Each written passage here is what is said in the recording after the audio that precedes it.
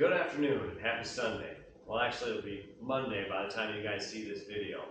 I won't have it produced today. I'll try to produce it this evening and it'll launch tomorrow, so happy Monday. Anyway, I thought today I would bring you guys something special. Something from my collection that I've had for a little while that I've been sitting on and I haven't shown off yet. What we are looking at here is a Privateer Hillclimber. Now this bike is super special to me. We'll go into the details of the bike, but I'll tell you how I acquired it. It was late November, early December, must have been December of 2019. Happened to be looking on eBay for motorcycles and parts because I look on there a lot. And obviously you can see I've got a collection of bikes here. Some are mine, some are not. You've seen a lot on the channel so far. I've got a few projects in the works, many more in the lineup. But anyway, I happened across this bike.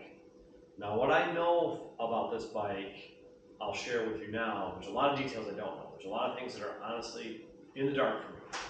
But this motorcycle was supposedly a Michigan State champion hill climber at whatever era. I'm not exactly sure what era, because as you can see, this is an amalgamation of parts and various years of parts. And they all kind of conjoin a little bit, but some of these things are more modern than others.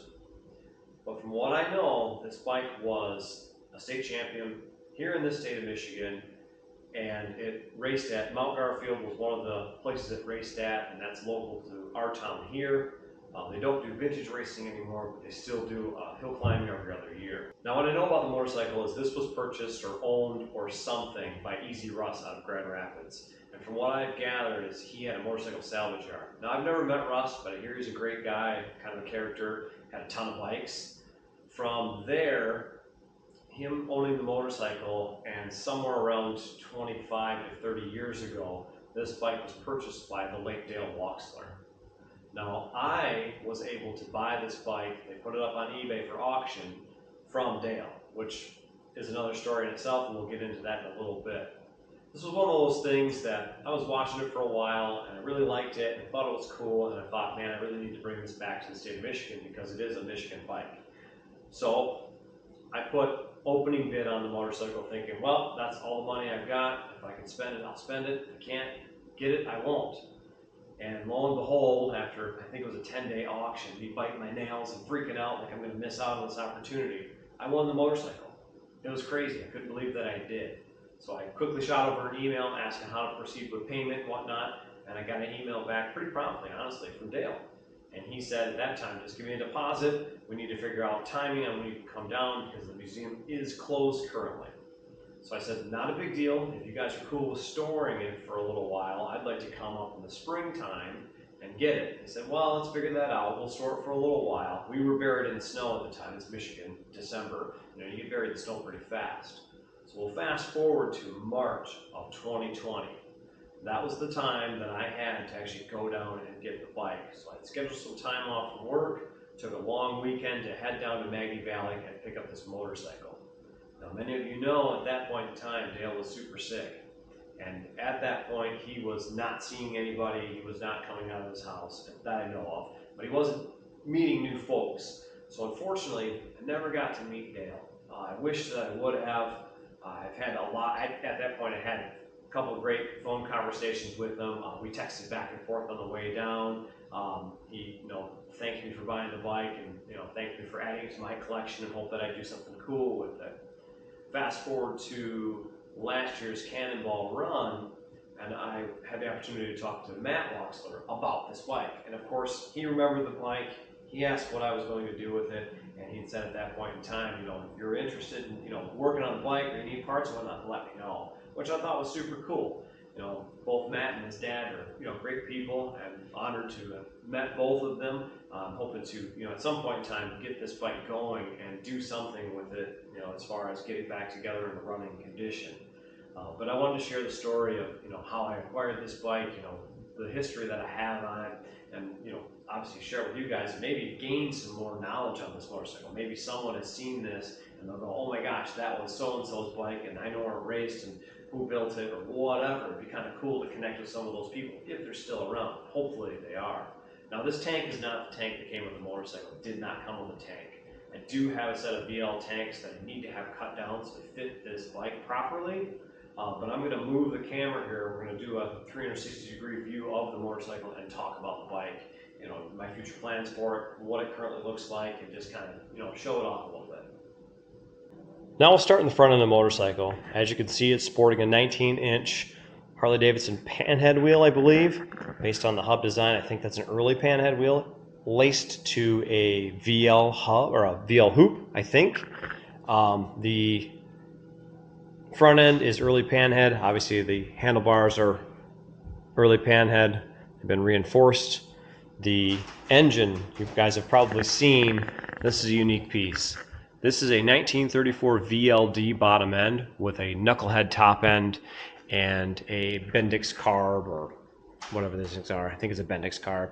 Obviously it was made to run up and down a hill. It has, you know, a Weco mag. It's got some stroker plates on here. You know, it was made to run with no oil in it. Everything's labeled. I mean, you look at these push rods here, and it's cool because they were welded. You know, just a neat piece. I'd like to be able to get this thing running and ride it, maybe in its current configuration. I'm not sure. Now, as you can see, it's got the old style Bates seat. It's got a Bates P-pad. It's got a chop down rear fender and a 19-inch rear wheel as well. So we'll get around the bike here and see the rest of this. Still running the big drum brake in the back. I believe that's a VL wheel from what I've gathered. Got the correct primary, I believe, for this bike on the outside there, and then it does have its clutch here. It is a hand shift motorcycle, which I thought was really cool. So I believe it still has its 3-speed gearbox all intact in there. I don't think it's a single speed. Not exactly sure.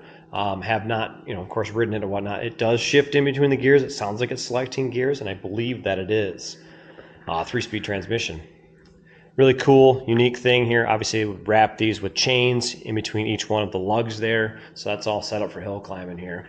Not exactly sure what this little guy does here. Not sure what they put in there, but that's kind of neat. Of course, that giant Weco mag there, running a set of, you know, mid pegs, and with your forward clutch assembly there. I would assume that this thing probably didn't have brakes. It might have, I don't know, but I love it. It's a beautiful bike in my opinion. It's super cool. It's definitely unique. You know, it's not something you're going to see every day. I pull the tank here so you can see some of the modifications done to the frame. Obviously they've bulked it up in the front here.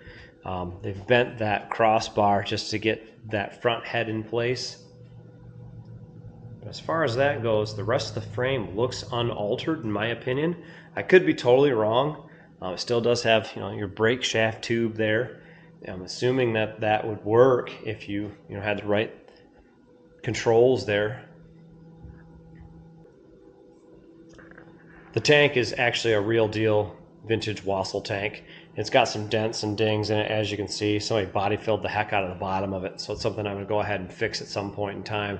It's not going to run on this bike, but it's one that's in the collection and I love. So that brings me to future plans for this motorcycle. Now this is a long time down the road. I've got too many bikes in the works right now, and honestly I love keeping this the way that it is. I don't plan to hill climb it. You know, I'm not going to race it like that. I'm not going to do that to this bike. You know, this bike I think it earned its time to just have an easier life maybe. I'm not exactly sure. But my thought process right now, and it has been for a little while, is potentially mating a Knucklehead right half case to this VL case or to a different VL case that I have, so I can have a recirculating oil system and then turn this maybe into a road bike. My thoughts are maybe bring this back to the proper, you know, VL front end, keep the wheel combination, probably put the proper hub on the front, probably not run a front brake, but continue to run a rear brake, and make this into like a TT style road bike, and then just show it to people. And then I can show, you know, kind of where it was, where it came from, where it's going. I don't know. I'm sure some people are going to tell me I'm nuts for that and I shouldn't do that. I should, leave it the way it is or get it going again in a hill climb configuration. And maybe I will do that. I'm not 100% sure. Matt said this bike has a ton of compression. He's like, I know that bike will run. It's got a ton of compression. He's like, that shouldn't take much to get going. And I believe him. Even Dale had said that bike's got a lot of compression. That'd be a good one to put back together and get going. But I don't know what I want to do with it. Obviously, I'm not going to run the dirt bike rear tire on this thing because, if I want to ride it on the road, I'm not going to have that on the rear. Same with the front. You can see the front was all, they melted the tread to make it sticky, stick in the sand.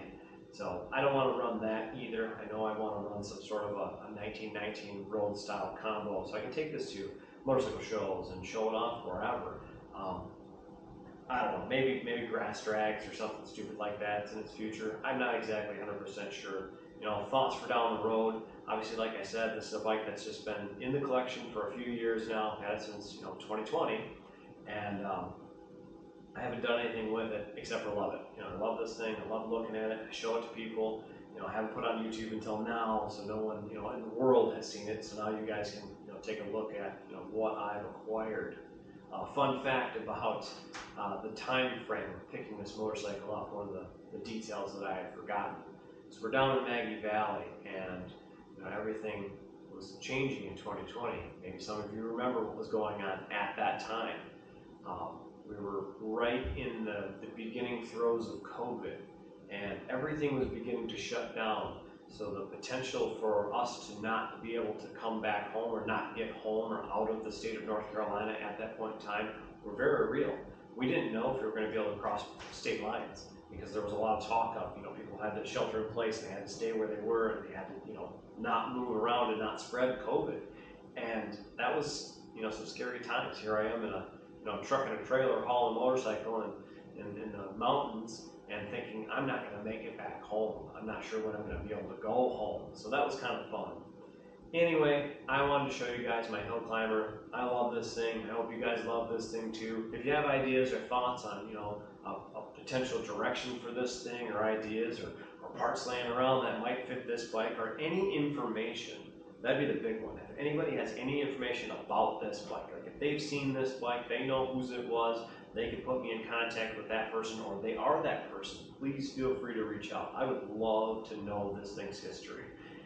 And once that happens, I would love to be able to film, the conversations that I could have about this bike with that person or those people so I could get that out there. A lot of what I do is, trying to preserve this history, trying to share it with the world. I love talking to you guys. I love working on old bikes. I love getting these things kind of out in the wind. I've got a collection here that we'll go through and we'll do some highlighted videos on different things in the future, not today, but it'd be great to connect with whoever owned this and whoever raced this and hear the stories and maybe, buy some memorabilia or something to go along and keep with this bike. Anyway, I'm excited about this one. I love this bike. I hope you guys do too. Thanks for watching. As always, if you haven't subscribed to the channel yet, hit that button. If you are subscribed to the channel and you like the video, give it a thumbs up. If you want to share with friends and help me network and help me get the word out that I'm looking for the owner of this bike, the original owner of this bike, I would love to meet them. So if we can make that happen, that would be super stellar and I would really appreciate it. As always, guys, I appreciate you watching. We'll catch you next time.